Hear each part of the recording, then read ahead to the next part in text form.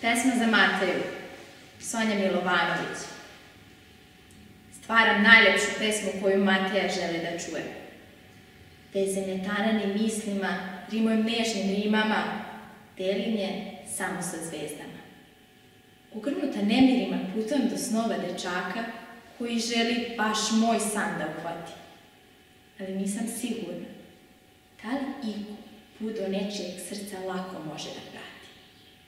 Sjajne brbljivice mi pričaju o sreći, o tome kako je to kada ti u srce zaljubljeni dečak zaviri.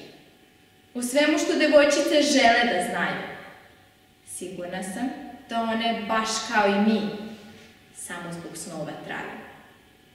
Srebrne sanjalice magičnu melodiju kradu od svemira.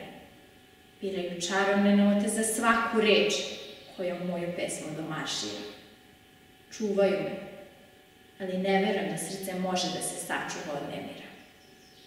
Obećale su mi da će samo ponešto Mateji reći. Neka ga, neka misli da su one brbljive, a da mesec čuva sve njegove tajne. Opasan je mangup taj mesec. Baš mi je sinoć rekao ko se to sprema u moje snove da svrati. Ko to moje nemire prati. Kome su to moje oči najdraže na svetu.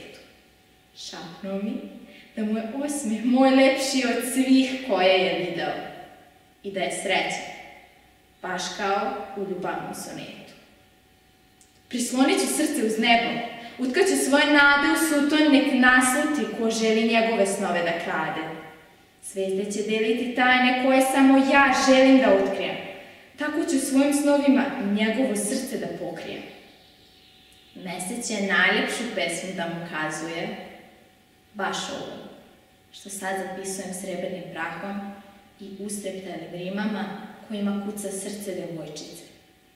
One, u čim nasmejanim očima, sve zvezde raspevanog svemira se gnezde.